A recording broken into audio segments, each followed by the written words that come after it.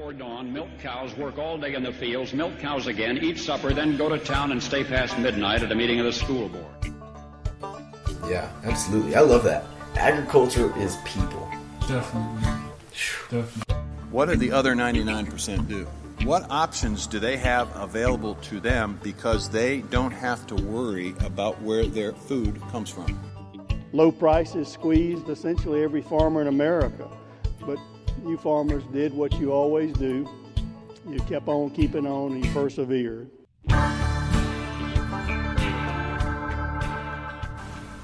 Alrighty. Hello, my name is Caleb Wirtz, and welcome to Four Corner Ag Podcast. I've got my co-host here, Maverick. Say hi to a Maverick. Hola. How are we doing today? Well, I don't think they can answer you, but we're hoping you guys are doing good. And, man, we've got just a stunning episode ready for you guys today. We've got Naomi Yates on. Fun fact, she's a long-time, well, as for me, basically lifelong family friend. Went to school with my brother.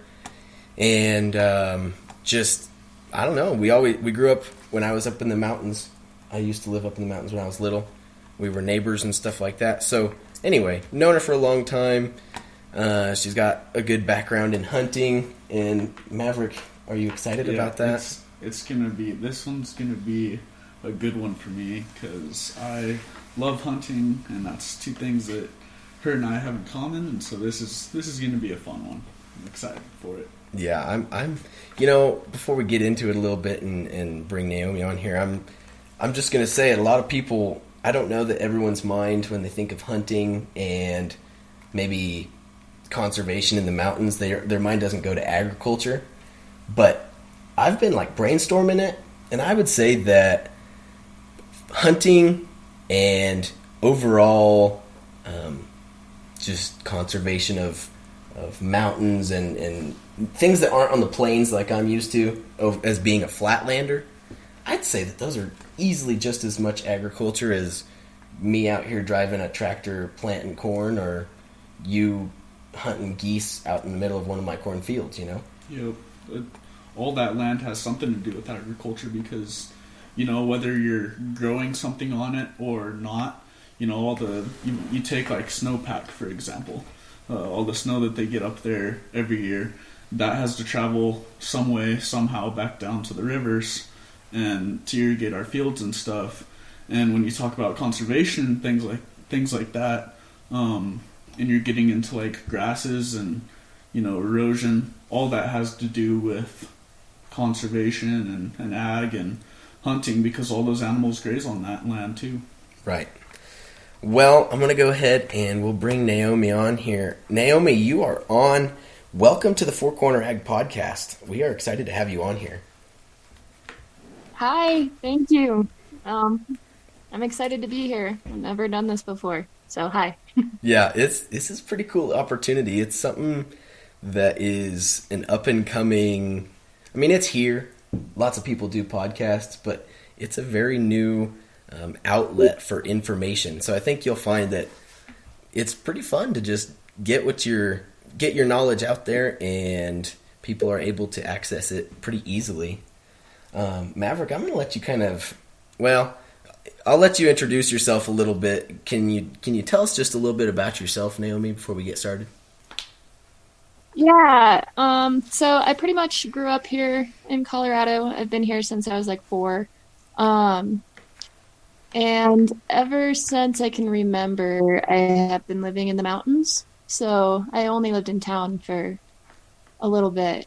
And the mountains to me are all I know, really. So I don't know the flatland stuff. But yeah, I am a hunter education instructor for many years now. Not many years, I'm not that old, but I've been a hunter education instructor for a while. I've also had a lot of jobs with Colorado Parks and Wildlife, doing some fish work and working in a state park, and even working in the hunter education office down in Denver. So I know a little bit about what Colorado Parks and Wildlife does as far as conservation of not only wildlife, but conservation of lands, conservation of watersheds. Like Maverick was talking about, watersheds are a big one, really important. Conservation of even the land that they don't like own, but Right. all of Colorado's land. So yeah, that's me. I've kind of immersed myself in what wildlife, and not only wildlife, that's the cool part, just like things that either have a heartbeat or things that grow, and it's really Right. cool. Huh. That's cool. Maverick, I am going to be honest, I'm going to kind of take a backseat on this episode because I'm not nearly as versed in this side of agriculture, but I'm excited to learn a lot. I'll probably ask quite a few questions, but I'm going to let Maverick take the reins on this. Well, I've got a bunch of random questions that I've been thinking about. Well, you said that you teach hunter education. That kind of got my wheels turned and everything. When I took hunter education, there were some kids in my class that had no business being there. So I want to know, like, what's the craziest thing that you've seen while instructing a hunter education class? Oh goodness. This is gonna be good. Well, I've taught like well over 3,000 students, honestly. I used to do That's it crazy. every single weekend. So yeah, and the craziest one to me was just in the range. We had an indoor shooting range, and it was just a very unsafe lady with her gun, and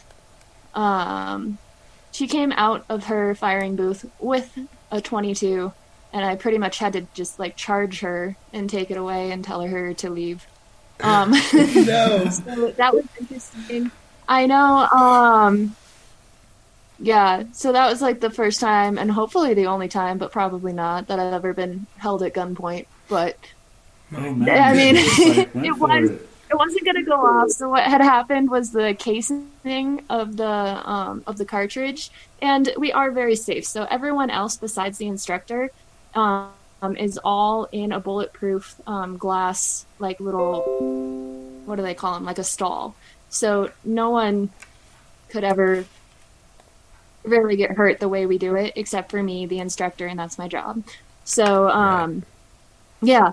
But what had happened is she shot, and the casing, the brass part, did not eject. It didn't come out, and they're all bolt actions. So when she took the bolt up and back, it stayed in there, and she got confused, and she looked for me and like swept the entire range with her gun. So that was the craziest thing. Oh, man. But That's so I fun. also, and yeah. No, it wasn't fun, and it just like really stresses, like firearm safety, but I will say, like, the coolest people to teach, and probably, I don't know if this was your next question, but I don't want to just leave it on that note, because the coolest thing I see are these little 8-year-old girls that can handle that firearm so safely and so well that the 30-year-old guy next to her is like looking at her like, wow, like she is doing better than I am. So That's awesome. that's my job as a hunter education instructor, is to figure out whether or not you're going to be safe in the woods. And if I don't feel like you're going to be safe in the woods, you're not going to get your hunter education card. So Well, that's good. That's how it should be, right? exactly. So another little talking point that I was thinking about today was your job. You're a law enforcement officer, right? But at the same time, you're a biologist, right? Or is that wrong? Well, kind of. So I was never fully. Oh, what's the word? So a game warden, or a DWM is what we call them, a district wildlife manager. Okay. They are fully law enforcement. I was commissioned as a Title 33 ranger. So a Title 33 in Colorado is just a little bit of the law. It's like wildlife retaining. So I could write tickets as, not anymore because that was a temporary job, but I could write wildlife-related tickets. But those are a very specific piece of the law, and I was unarmed besides some pepper spray. I went through hell trying to get that. Anyway, but yeah, so I have been commissioned before, but not post training or anything like that. Just Title 33. If you want to look that up and do your own research on that, Colorado Title 33 is the entire wildlife part of that. Okay. Well, the whole branches of that and everything sound way more a little bit more complicated than I had first thought. Maybe me being a hunter myself, could you tell us a little bit about that and how all those organizations and everything, how that all works together and how that's a well-oiled machine? Yeah, so in Colorado, and it varies by state, in Colorado, your district wildlife managers and your park rangers are fully fledged law enforcement. They can write you a ticket anywhere. They can write you a speeding ticket. Most of them won't. It has to be a very specific case. In the same way, a state trooper or a county sheriff can write Title 33 or like wildlife related issue tickets as well. So your game warden is going to respond to any call if he's close to it, just like your sheriff or your trooper or even your city police. If they're the closest, that they're going to be the first ones there. And then Title 33 is something that the state parks kind of take advantage of, and they use non-armed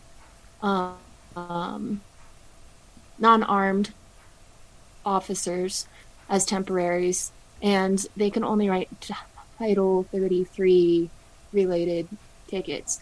So if you want to dig more into that, you can look it up. Title 33 is just a section of the law, and Colorado has it so you can be commissioned in just Title 33, and that's what a lot of the state parks do. So, yeah. Yeah, it's different in Wyoming, it's different in Kansas. It's just Colorado, your DWM is a fully fledged officer, post-training, all that. They can do anything a trooper can do. Is that okay? I'm gonna butt one of my questions in. Is that one of your ultimate goals then? Is that what you want to do in the future, or are you enjoying what you're just doing, or what's that plan?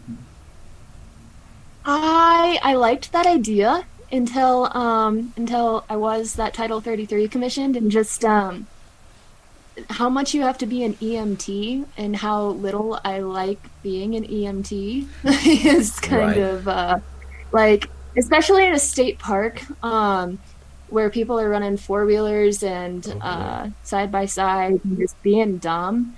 It's like your park ranger or your DWM is the first on scene to a lot of accidents, just rural accidents.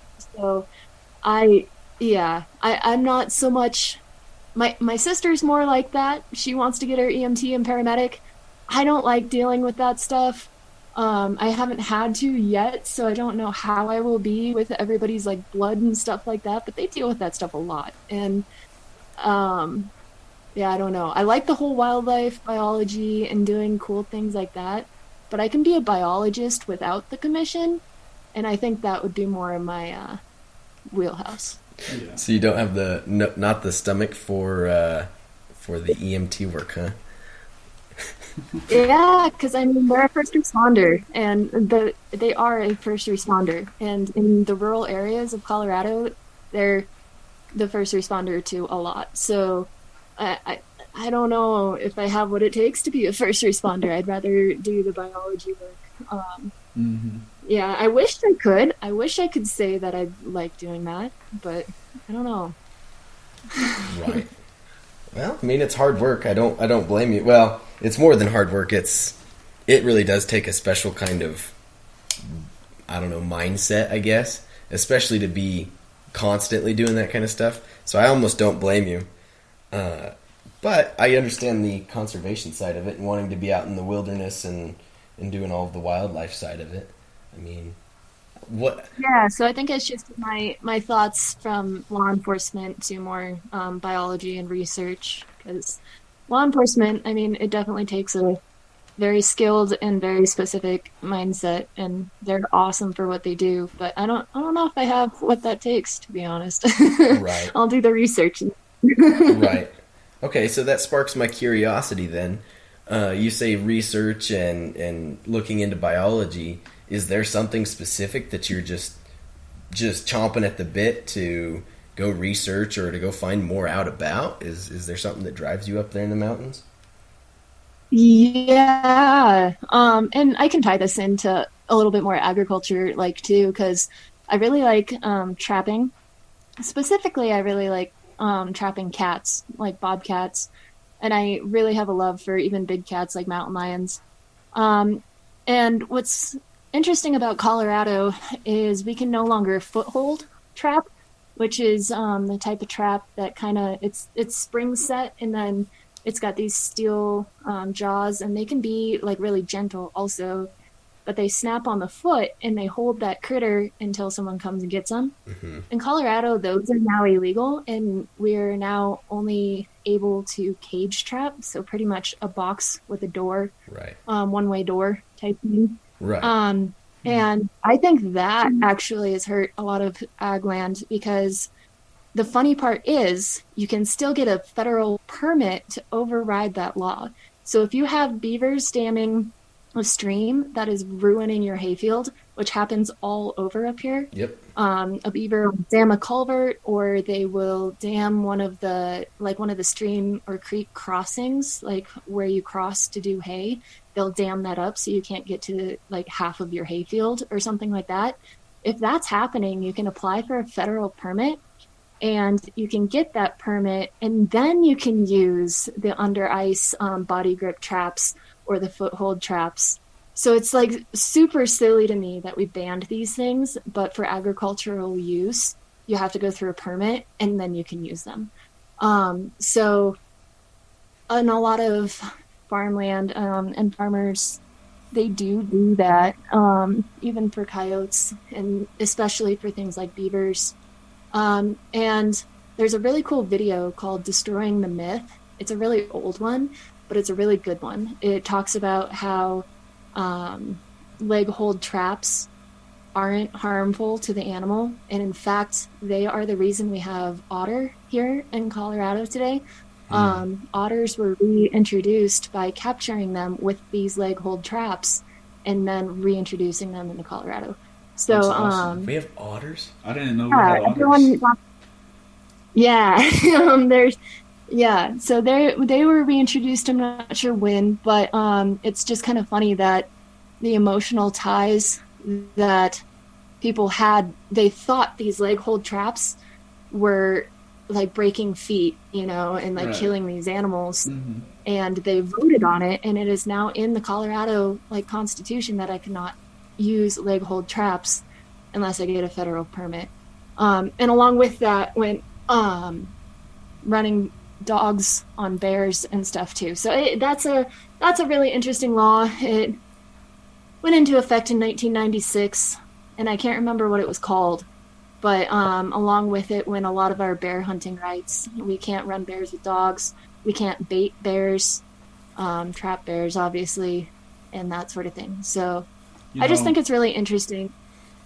I can't imagine the impact that's had on trappers across the state, because I mean there's people that I follow on Instagram that, of course, they're in other states, but their whole livelihood is based off of these 20 dogs that they have, and for that whole entire winter they go and they chase bears and bobcats and other fur bearers, and that's what they make their livelihood off of. And for something like that to be taken away in Colorado, that's got to have a huge effect on those people.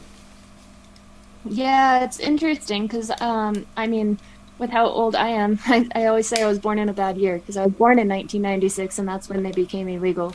So I have never gotten to foothold trap. I was lucky enough to get one of those, or to be the trapper on site with one of those beaver permits. So we were able to use conibears or body grip traps under the ice. So I did use those, and that was kind of cool. It was a cool experience, but without a permit, we can't legally do it. So. That is, wow. That is bizarre to me. I guess mostly because I don't have the experience in the field, but that... You want to hear a really bizarre key point in that law? Yeah. That always makes logical people scratch their head. Right. Is if we have a problem bear, right? If we have a problem bear here in Colorado, say he's aggressive, maybe you got into a tent or something like that, which does happen, right? Okay. If we have an aggressive bear, since it is written in the Colorado law that we cannot bait bear and we cannot run bears with dogs, if that bear won't go into a cage live trap, so a huge box built for bears, Right. if that bear won't go in that, then we have to bring a federal officer. We have to contract out and pay for a federal officer to come in with their dogs or bait that bear, because even your Colorado officer isn't allowed to because of the way that people voted. And the kicker is, who pays for all of that is the hunters. So if we have a problem bear, it's a problem because our success rate has gone down so far from those laws that these bears are now an issue. And if that bear is an issue enough, the hunters have to pay more money to get that bear taken care of by a federal officer because of how people voted. Wow. I'm sure that's got to happen. That's a mind-blowing concept. Yeah. I'm sure that's And got to that's the way it's happen gonna- all the time, too. Because I've got some grandparents that live in the mountains, and they have bears in their trash, like, all the time. Like, there's... In those towns like that, it's got to be a huge problem, and then spending all that money is just... Oh, don't we love Colorado laws sometimes? Yeah. Yep, and just like the wheels turning. Yeah, it's quite the concept. Right. My curiosity in that is bear populations, because I'm sure that if you bring down the amount of hunting that can be done, that their populations would probably go up, wouldn't they? Well, that's the thing. Since 1996, and since we can't bait or trap or run them with dogs, our success rate on a bear tag is 8 out of 100 tags. So 8% get a bear. Because really, in Colorado now, to be successful on a bear, you literally have to be at the right place in the right time. So you just have to walk up on a bear. There's no other way to do it. My goodness. Which isn't that easy. Yeah. Yeah, so, we do have a lot of problems with bears, and there are a lot of over-the-counter tags, meaning that you don't have to apply and get a draw license, like they're first-come, first-serve type of thing, because we have so many bears that we can do that, and we need to do that because they're an issue now, because the success rate is really low because of how people voted. What's the main species of bear in Colorado? Is it black bear? It's only black bear. We don't have Okay. any other species of bear in Colorado. Well, that's interesting. Yep. Was, I don't care what color it is. It can be blonde, it can be brown, it can be red. It's a black bear. Has there ever been any other species of bears in Colorado? Yeah, you can buy books on The Last Grizzly and look up that story. It's a really cool story. I don't know enough to talk about it, but it's pretty much about a guy that got attacked by the last grizzly bear in Colorado. It was really I have heard about that. That's where this is coming from. Okay. Well, that's interesting. Black bear. That confuses the heck out of me, actually. How is it that it can be any color, but it's a black bear? It's a black bear species, just like a dog can be different colors. It's just a color. They call it a color phase. They just have, just like us, just different colored hair, different colored bears. Huh. Okay, that makes sense. That is bizarre to me, but it makes sense. Yeah, it's pretty neat. You can have some cool looking bears. Is it possible to have a multicolored bear? Not in the way you're thinking, not like patchy wise, but there is. My dad had a picture of one on his trail cam that he really wants. It's a pretty big bear, and it's black, and then it has kind of silver tips on the ends of its hair, kind of like frosted. So not in patches, but That's cool. So it's like this bear's been going to the beauty salon or something. That'd be pretty awesome. much. having a I man compared cave. it to like a '90s Yeah, like a 90s boy band frosted tip hair thing. Oh Yeah, my they do gosh. that sometimes. Oh, What makes them like? What causes that variation in color? Is it just natural or? Just genetics, and I'm not sure about that. You could find out, I'm sure, with a quick Google search, but I'm not sure. Yeah. It's just genetics. That's bizarre to me. That's crazy. Well, I'm sitting here. I'm not gonna lie. I'm sitting here playing on my phone on your Instagram. For those of you who, I'm gonna go ahead and I'm just gonna not even ask. I'm gonna plug your Instagram Yeah, because it's super cool. For those of you who don't know, Naomi's Instagram is Outdoor Revivalist. Let me try to follow it. It really is just Outdoor Revivalist, and you go through all sorts of your hunting adventures and things. And the most bizarre thing that I'm seeing, just scrolling through all your pictures, is this white little ferret-looking thing or something. I don't even know what that is. It's a weasel. It's a weasel. Or an ermine. They're called, yeah. So in Colorado, and I've got a lot of flack for this, and I'll have to research why. I think it's actually an ermine or a long-tailed weasel. And in Colorado, it's common to call them ermine in the winter because they turn white, Right. and a weasel in the summer because they're brown. So that's a weasel. Where'd you see that at?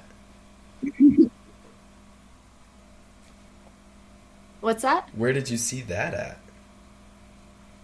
So when we got evacuated from the fire pushed through, and then when we got back, he was here. So I'm guessing he got pushed down the mountain from the fire and then just kind of hung around.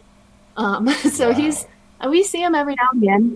That's a picture pretty much in my front yard. That is probably the coolest thing. I remember scrolling through my Instagram feed, and I saw that, and I kind of freaked out. If you think those are cool, you should look up a pine marten. Pine marten are freaking cute. You'd like those. Pine Marten. Oh, wow. Yeah. Those are high elevation things. So they're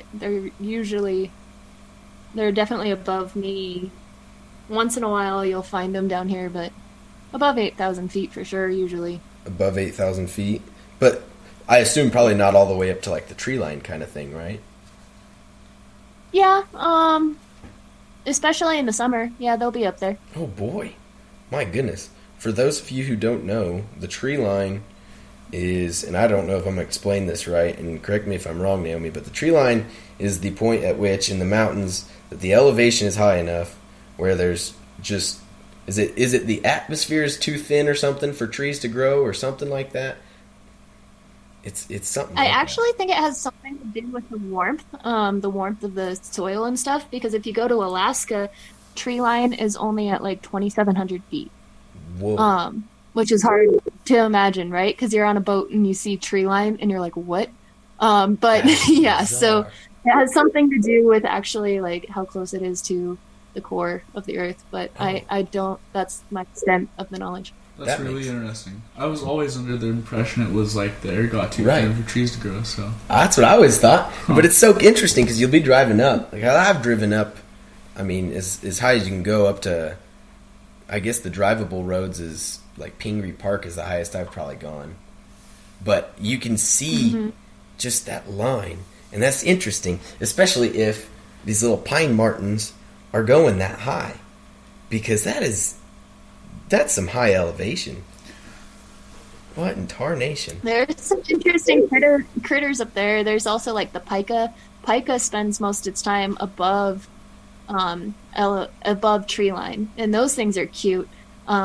They don't hibernate or anything either. They create these little snow tunnels. Pika are like a mix between a rabbit and like a little mouse thing. It looks like They're that thing. It looks like a They chubby, scream larger at you, mouse. too. They scream? Yeah. It looks Yeah, like a. yeah. If you're ever like in high elevation, if you're ever above tree line and hear this little screech, it was probably a pika. That is... It Wow. looks like a wild chinchilla. Yeah, I would agree with that. Yeah, a little bit. What in the Yeah, they're world? Okay, that's so cool. So there's all sorts of little species that I don't even know about, and I've hiked through the woods a million times. Yep. And I'll insert a little blurb here for hunters. Hunters is pretty much why all of those things still exist and why we have the resources to fund research to make those things exist. And it's really neat. And hunters, where a lot of people that, it's just funny to me that a lot of people that are removed from these resources, like living in an apartment building and never even walking like a block from their house, Right. are saying that hunting is bad, but hunting, like, you get to see these little critters, you know? Like, I've seen pika, I've seen pine marten, I've seen the ermine, the long-tailed weasel, and I mean, even people like you that understand hunting don't even know those things exist. So Right. it's really, it's an oxymoron that I don't, I just miss teaching hunter ed because I miss teaching people that are, for one, like, actually genuinely interested. Otherwise, why would they be taking hunter ed? Right. But they still don't even know the extent that's out there. I don't know the extent that's out there. And that's why it's kind of, like, really, really interesting to me. That's so cool. Oh, man. Yeah, that's really valuable. And Maverick and I can attest to, trying to educate people who don't quite know as much, because it's important to have them educated so that nobody is making claims not based on information, right? And so, like you said, if you've got people that live in the city that have not experienced something, you got to work on educating them. And that really is why I really like your Instagram page, is because it does just that. And I know on your Facebook I followed for a while, you had posted your picture of your mountain lion and caught some flack for that. That went on like crazy. Right. I remember seeing all of your little posts about catching so much flack for it, and I just thought that was so interesting. And I read through some of the things that you had said, and they're very valid points about the hunting side of it. And I don't know, I'd be interested. Can you speak to that a little bit? Yeah, so it's pretty interesting. I've been meaning to even post more about, like, hunter education and get some more facts out there. Right. But it's just kind of funny that it took that much hate for me to post continuously about like why hunting is important. And I should get back to that, but I haven't had my life like threatened or anything lately, so I just haven't been. But so what happened was I killed that mountain lion, and how we do it is we have hounds. I'm a houndsman. I own a couple hounds, and my dad has a couple hounds. And my boyfriend and I and my dad all went up. And yeah, houndsman, with an E. It's fine. Houndsman. That's awesome. But we went up and we walked into an area, because usually what you do is you drive as many roads as you can and you find tracks. And then based on that track, you decide whether you want to let the dogs run that track or not. Okay. We ran the roads. There was nothing on the roads to run, so we decided to walk in. Mm-hmm. So we walked in to this area, and it was a state land, so it was CPW managed, which is cool. Colorado Parks and Wildlife owns that land and manages it. And there's I'll talk about that later. Anyway, so we're walking in, and between the three of us, my boyfriend, my dad, and I, we would always, two of us would stay back with the hounds, and one of us would run ahead and look at a track, because we see before the dogs do, and we would assess it. Most of the time it was like squirrel, okay, whatever, rabbit, deer, and then we popped up over this hill and we see a moose, and we're like, oh boy, hopefully none of our dogs chase this moose, right? Yeah. But we're still walking. Yeah, but it was funny because the moose distracted us enough that we didn't see the track that was in front of us. Oh, no. And when we saw that track, it was a lion track. And it was so cool because I remember my dad telling his dogs, it's too old to run. Because it was an old track from the day before. And our dogs actually know too old as a command, right? If you say too old, they'll like give you a little bit of beef, but they won't run it. They'll be like, okay, I understand. Well, Dad was screaming, too old, too old. And these dogs just like answered him back with just a holler, just baying, just, and just took it and ran. And we're like, well, we might be in for a really long day. If that track is as old as it looks, we might be chasing those dogs for 10 miles, you know? Right. Oh, yeah. They ended up jumping it in the creek bottom and chasing it. I mean, no kidding. If you did a 360 and looked around you, the steepest mountain, they were on top of it. Like, so they only chased it on the GPS map. It looked like a mile. It took us 4 hours to get to them. So there's a lot of, it was that steep. And the snow in some places, since it was later in the season, the snow was literally past my hip.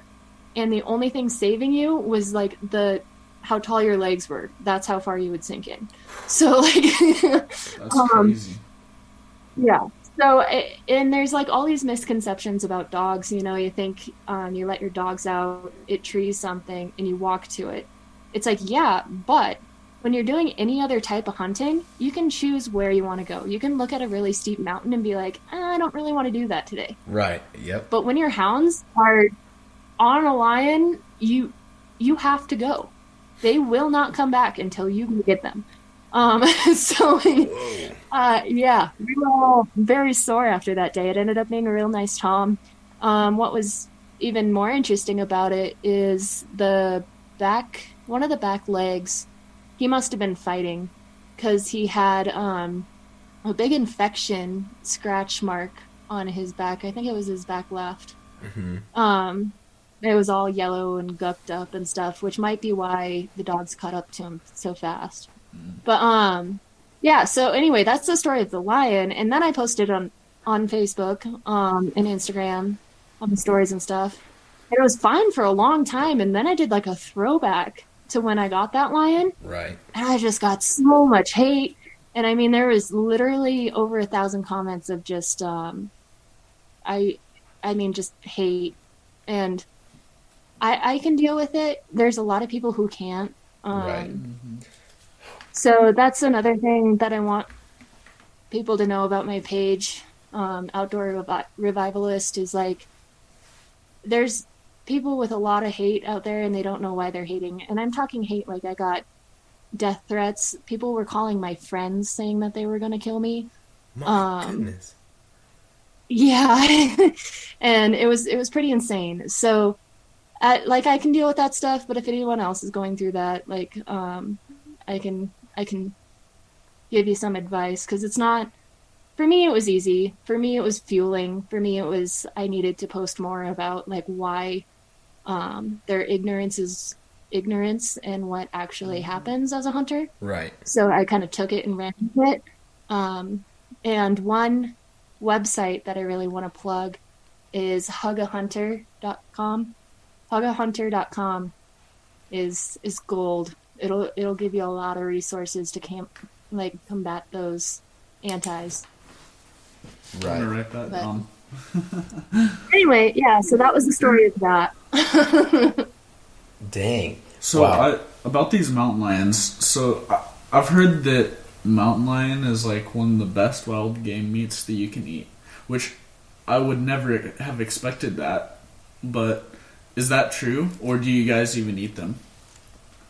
Yeah, if you cook it right, it's really, really good. It's really dense, so like some crock pot, slow cooker, all day recipes are the best for it, for sure. But it's a white meat. It's kind of like pork. It's just really dense. So if you cook it in a crock pot all day, it's like really, really yummy. I do a lot of anything you would use pork for. So like a stir fry or even a pulled lion like barbecue. I've done that. It's really good. That sounds pretty good. So, what's your favorite wild game recipe then? Like across like all species, like what's your favorite? Across all species, it is definitely grouse. Grouse and just like sauteed in butter, just butter and grouse. That is Dang. my all-time favorite. That does sound really good. I've never had grouse before, but I've had like chucker made that way, and it is birds like that are made really, really well. Yep, for sure. I've never eaten either of those. They're so tender, dude. It's crazy. That's the bizarre. texture Yeah, of those and meats. flavor too. Grouse, it's a lot like pheasant too. If you cook pheasant that Okay. way, but grouse is just for some reason like. Well, they're like a mountain chicken. I don't think they're as active as pheasants are, so they're like juicier, I guess. Right. Mountain chickens. My goodness gracious. I think Caleb and I saw a mountain chicken. We once. did. Real question. Are mountain chickens or like wild chickens rare at all? It's like a prairie chicken, right? Or prairie chicken? Yeah, I think it was a prairie chicken. But it was in the mountains. Yeah, way up there. Are they rare? Are they not around? I don't know. So another area of I don't have much expertise. There are a lot of different, not a lot. There's a handful of different species of grouse, and some of them are even being reintroduced into Colorado right now. Like I think one of those is the Gunnison sage grouse. Don't quote me on those. But there is reintroduction efforts happening and some conservation efforts happening for grouse. Sage grouse used to be a lot more popular than they are now. The dusky/blue grouse is the one that I'm talking about. They're doing really well. And those ones are the ones that I've eaten. And then there's also like prairie chicken, yeah, and I don't know much about those ones at all. But there's a handful of species, and they have different things going on as far as conservation and all that stuff. Right. Oh, yeah. No, I don't blame you, and I probably wouldn't expect you to just know all the facts about prairie chickens. But the reason I even said it was Maverick and I went Maverick and Tyson Schneider and I, the three guys on our officer team, we went hunting. We went elk hunting, like, what was it? It was fourth season. It was what? A month and a half ago? 2 months ago? Late November. Late November. We went elk hunting up in Meeker, and we were driving along one of the trails, and I don't know, we were pretty stumped. It was a whole trip. We didn't even see an elk the whole trip, actually, but we were pretty stumped, and we were just looking for anything to move, and just because we wanted a bush to move so that we could at least have some hope. But we were driving along this trail, and we come around this corner, and all of a sudden there's this prairie chicken looking thing just sitting in the middle of the road, and it wouldn't move. And finally we're like, okay, we're not going to shoot it because I'm pretty sure those are endangered. We had no clue what we were talking about, but we're like, well, they might be endangered. We're not going to shoot it, but how do we get it to move? So we just kind of kept inching forward, and finally it flew up and over and into the bushes, into the sagebrush by us, and we kept going. But it was the most bizarre looking thing. I don't know. It was a very strange. Yeah. And there's also like greater sage grouse and stuff. Yeah. CPW actually employs a lot of temps to actually go out and do counts on those and look for those because we're trying to keep tabs on their numbers. There's still a hunting season on them, Right. but it's like a 5-day season or something like that. Oh, and dang. another point to that is like hunters are a really good source of research. So when hunters go out and hunt, researchers and biologists will ask them things like to send in a tooth of an elk or a deer. My mountain lion, they took a tooth, and they'll actually gain a lot of research off of hunters hunting those animals to better understand the population and dynamics and stuff. That's interesting. So it's a good thing we didn't shoot it. I felt good about not shooting it, that's for sure. Yeah. I want to touch Yeah, I on mean, something. you being up there on one of the 5 days, it probably wasn't one of the 5 days. I would probably guess not. I want to touch on something real quick. You talked about those grouse being reintroduced and everything, and that's insanely needed in Colorado because growing up and hunting around here, there used to be a lot of pheasant and a lot of quail that you could hunt around southeast Colorado.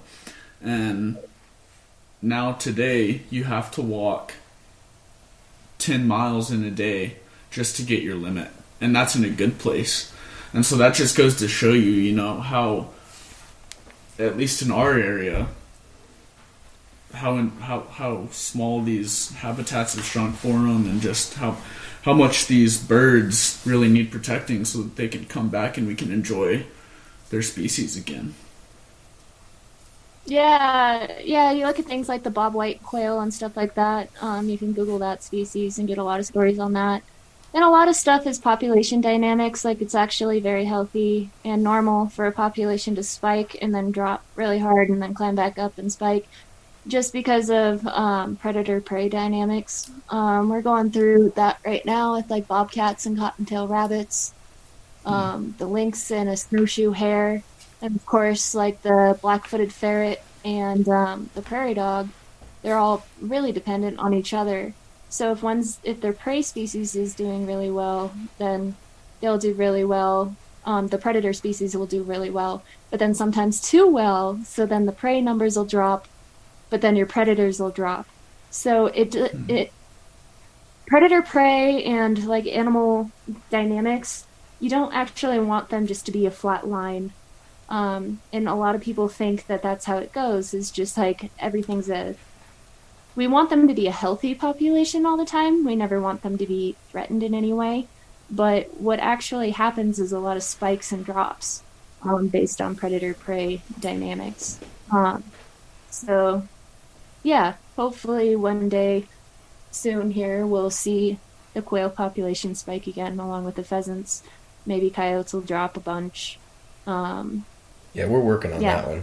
We're working on trying to get that one and the prairie dogs down out here. There are a ton of coyotes. I dropped. Well, and what's interesting is, and like half agricultural, some ag people are in favor of this, some aren't. I've found it really depends on if you're money-minded or if you really like the lifestyle more. Mm-hmm. But if you're in black-footed ferret country, you can actually do like a landowner program to put black-footed ferret. You used to be able to when they were reintroducing them. I'm not sure if you can anymore or if they stopped doing that. But a lot of private land became these black-footed ferret like private sanctuaries. So they actually got paid to just have black-footed ferret on their land, because you need a certain number of prairie dogs to keep those black-footed ferrets alive. And do they eat the prairie dog? So that's pretty much the only thing they eat. A prairie dog. They do good out here. That's so cool. Yeah, exactly. And landowners, like what would be ag land, sometimes can get paid big money for just hosting those prairie dogs for a black-footed ferret population. They wouldn't like me then. I mean, that's one of those things that goes back and forth. Their biggest, a black-footed ferret's biggest worry is land being taken away, Right. So it's like one of those balances that you definitely have to find. The black-footed ferret was thought to be extinct until they found a couple of them in Wyoming. And now they're coming back. So those are up in the mountains? Or no? No, those are prairies. Yeah, that would make sense, prairie dogs. I think that I've seen one around here. Prairie dogs, pretty much. You really think you have? Yeah. I tell you what, we should do that, because I went out shooting at the beginning of this week, and we've got 1 or 2 pastures that are just littered with prairie dogs, and I dropped like 24 of them in a couple hours, and I went back today just to go check. It doesn't look like you ever did anything. My grandpa always said that for every prairie dog on the surface, there's 7 underneath. And I'm like, oops. Yeah, you should look up the black-footed ferret. It's a cool success story. Of course, again, there's a lot of stuff that I don't know. I don't know the details. Right. But it's pretty neat. They use those things to hunt prairie dogs too, don't they? And like rabbits and stuff. Like they'll send them down into holes. Heck if I know. I think they do. I bet you could train one. Yeah, I don't know. I bet you could. That would be like the coolest. That would be like yeah, there's been stories of people training like mink and stuff to go down and catch a bunch of stuff, but That'd be fun. See, that's cool. That would be like, you would be legendary if you trained a mink or you trained a ferret or something to go attack. Private little prairie dog assassin. Right. Yeah. That would be the coolest thing. Yeah, You could market yourself so well. I'll stick with my dogs and hunting mountain lions, but yeah. Right. Well, it's basically that on a smaller level. Like that. Yeah. I mean, in my mind, that's cool. I don't know. Yeah, it's, Go hunt prairie dogs. That is interesting, though. I didn't even know about a black-footed ferret. they're cool. That is so cool. Oh, man. Maverick, what else you got on here? I know we're starting to wind down on our episode here, but do you have any last questions? Because this is interesting to me. What's your favorite species to hunt and why? My favorite would be a bobcat, because they're just interestingly smart and crafty. Mm-hmm. Like a lion, when you're hunting with dogs, a lion is a lot bigger and has a lot more scent. And of course, there's always your challenges with a lion, but a bobcat can slip away just so fast. Like you can run a bobcat for 3 miles, which is a long run for a bobcat. So you're thinking like, it's gone for 3 miles. It has to tree. It's tired. It has to go up. And then you go to where your dogs are at, and they lost it. Like it's just gone. So you have to have a really good dog. It has to be fast to put pressure on the cat to go up a tree, and sometimes it just still doesn't happen. And then it's neat because you're driving around looking for these tracks, and you start recognizing tracks. So like if a bobcat gets away from you one time, you'll see a track the next time and be like, is that the one? And then pretty soon, tried to tree that bobcat 3 or 4 times, you know that cat and you've named it. So it's really interesting and really fun and really physically challenging to get that one specific animal, and just like the bond with you and your dogs is really something special. But Yeah. definitely a bobcat. That's what's so much fun about it, right? Now, Yeah, and I guess one more point that we haven't touched on yet, if you guys don't mind, No, go for it. is how conservation of wildlife is paid for here in Colorado and many other states, pretty much all other states except for Texas. Texas is weird. So, conservation of wildlife here in Colorado is pretty much fully funded by hunters and anglers. So not a penny of anybody's sales tax or income tax money goes to benefiting the wildlife at all. So one thing that I thought was interesting on the ballot that we just voted on with the wolves, if you go back and look at that ballot and what the words say in there, it says that they're handing the wolves, like the wolf management, over to Colorado Parks and Wildlife. Colorado Parks and Wildlife pulls every single penny of their money, at least the wildlife side. The parks is a little bit different. But the wildlife side brings every single penny that they have from hunters and anglers. So That's who really crazy. pays for that? Yeah. So if you go to hugahunter.com, it has a little bit more on that. But I think that's something that not a lot of people know. And I think it's really important to know, because that, to me, is going to become pretty much a situation like the bears. Of course, the bears are meant to be here, but who is taking care of the problem bears and the research on bears and everything to do with bears is hunters and anglers. Mm-hmm. And then the way they voted in 1996, they took away a lot of our means to hunt those animals. So we just stretched ourselves a lot a lot thinner as hunters and anglers with that wolf thing. Right. But really just like the hugahunter.com thing has a lot of meaning because a lot of these species of animals, all the way from the moose was reintroduced here. The elk in North America, there was less than 100,000 elk. Less than 100,000 elk. In Colorado today, we have almost 300,000. And it was license fees even back then that we brought them down from Wyoming in a train car. There's pictures of it. So, it just the point that was all hunter and angler funded is amazing, but it's also very overwhelming. The species number in Colorado, 960 species that hunters and anglers are funding right now. That's so, crazy. Yeah, to do your research on that and figure out, there's ways to do it. If you don't want to hunt or fish, you can always buy a habitat stamp. A habitat stamp is a $10 per year, and it's just like it sounds. A habitat stamp goes to protecting habitat or rebuilding habitat for animals and even aquatic wildlife. So there's ways to get involved if you're not a hunter or fisher, but it's just really important to point out where the money comes from. So, that's really interesting, because even I always thought that, at least a little bit of that was funded by tax dollars, but just the fact that all of it is funded by outdoorsmen that's really incredible. It's actually written in the law that we are a self-sustaining agency. So self-sustaining means we are self-sustaining. And have you ever heard of a self-sustaining government agency?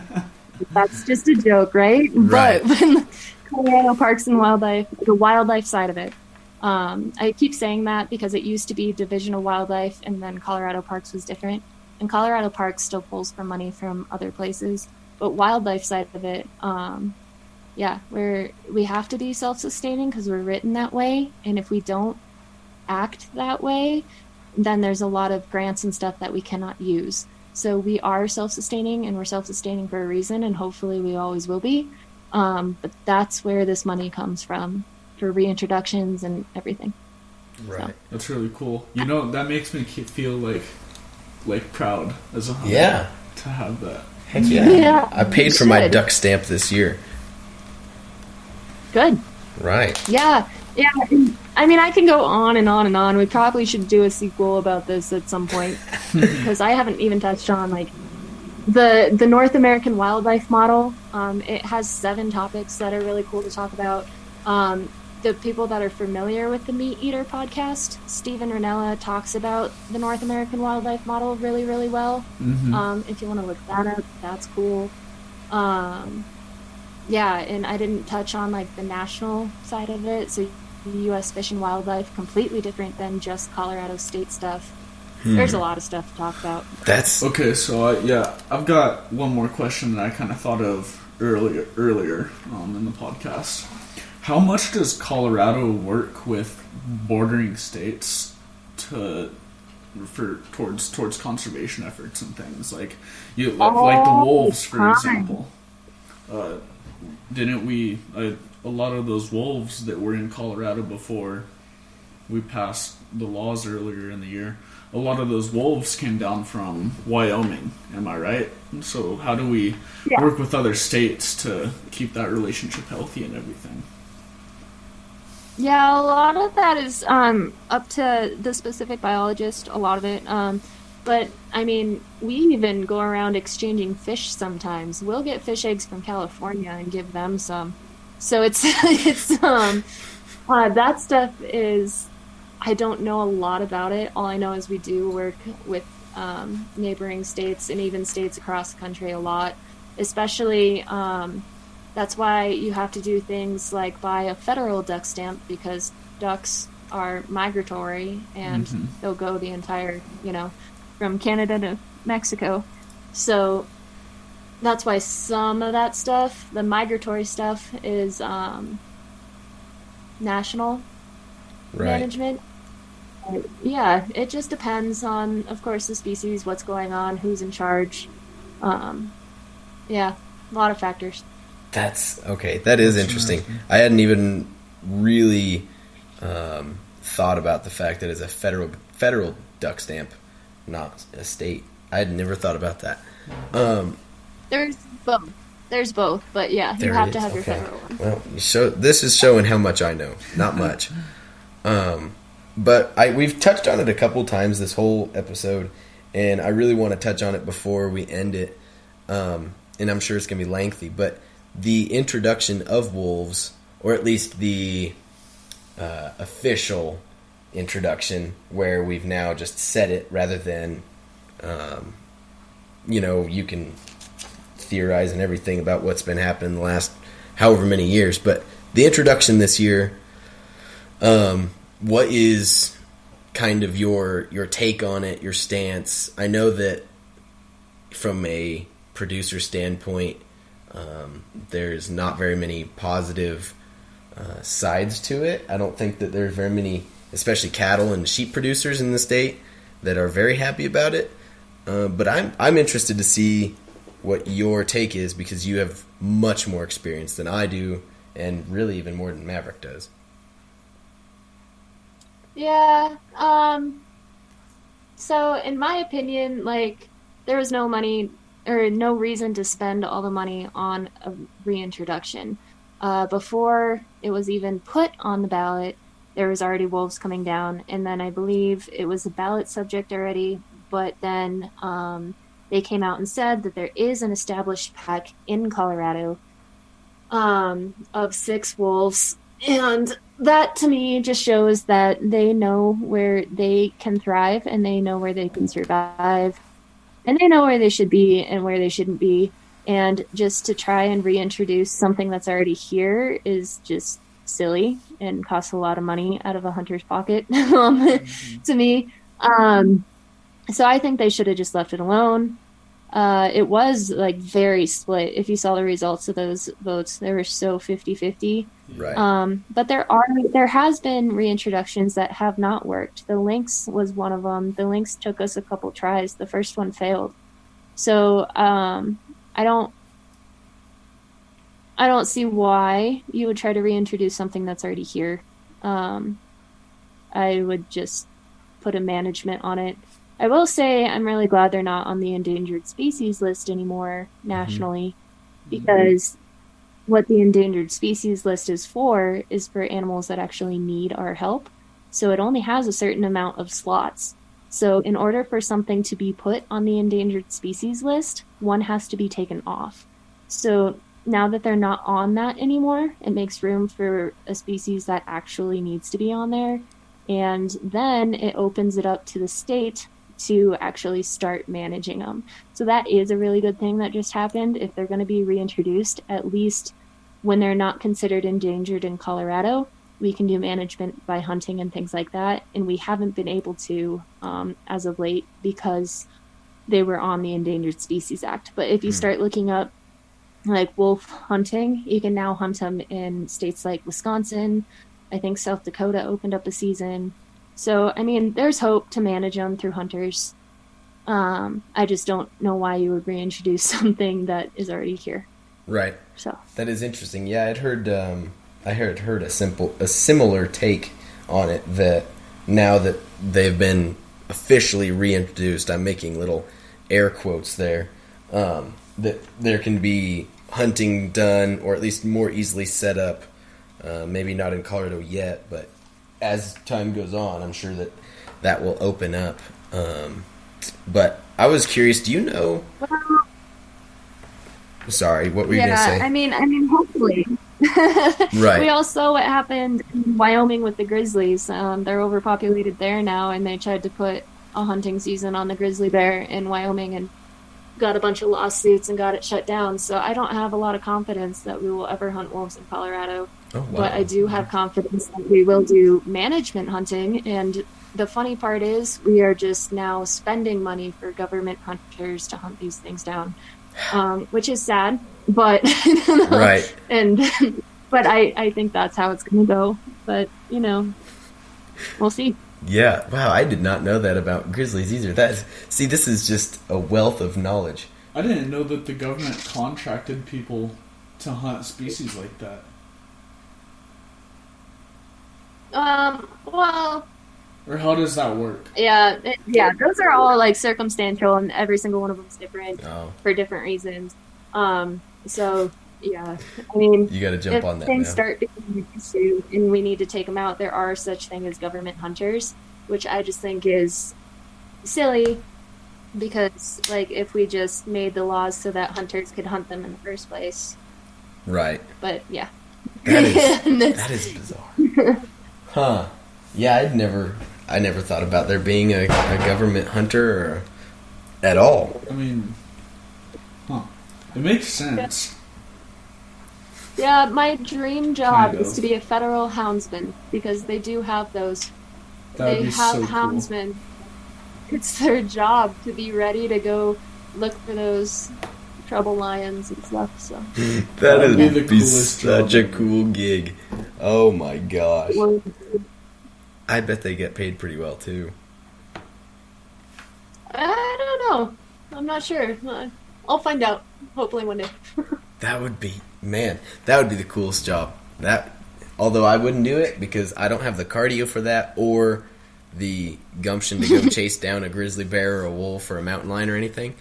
But it sounds cool, and I'd sure watch a YouTube video about it. Heck yeah.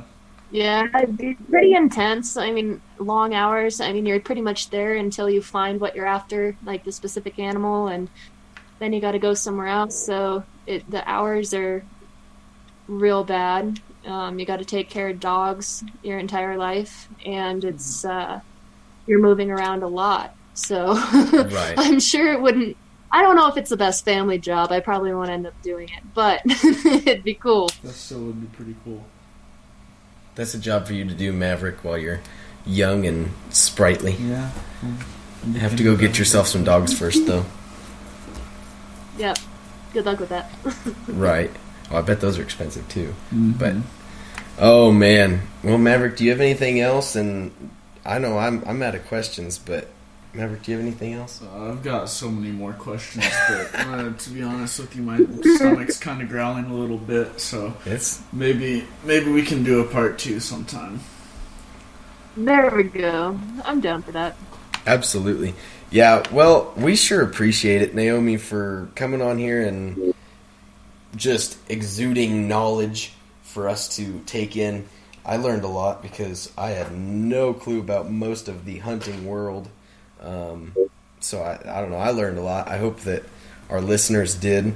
As we kind of get out of this episode, as we close it off, I'm going to re-tag everything. Hugahunter.com. Go check it out. Members and those who are listening, hugahunter.com. That's pretty cool. And then go follow Naomi's Instagram, which is Outdoor Revivalist. I believe her profile picture is her holding up her mountain lion. So, Yep. pretty easy to pick out of the list of people on Instagram and everything like that. Naomi, do you have anything else that you want us to know, or you got anything to say? Oh, man. Just thanks for letting me blurb all that knowledge. I haven't been able to since all this COVID stuff. I used to be able to spend like 10 hours every weekend with 50 people teaching them about this. So I got pretty excited. Yeah. Oh, yeah. But yeah, just thanks for letting me get back into that. That was fun. Oh, man. We sure appreciate it. Well, thank you, listeners, for jumping on, and hopefully you guys tune into the next episode. Maverick and I will be putting that out, and other than that, we had to spill the tea last week, or this week, earlier this week, so I think the next spill the tea will be next month. Look out for the rest of the team. Our social medias will be active. Let us know if you guys need anything. Message us, direct message on any of our personal profiles or on the state association profile, anything like that. Let us know if you've got questions, recommendations on next guests. Let us know. Or if you think you're interessante enough, Right. Give us a text on Instagram or something, and we'll get you on the show. Right. If you've got I like that. If you've got a really cool SAE or something, or you just have a fun story or something, let us know. And shoot, I've been thinking a lot about restructuring Four Corner Ag, so shoot, we might even have one of you members come on here and tell us a story about your SAE or whatever it may be. But just let us know. Feel free to always reach out, and we will catch you on the next episode. Thank you, and see you guys later.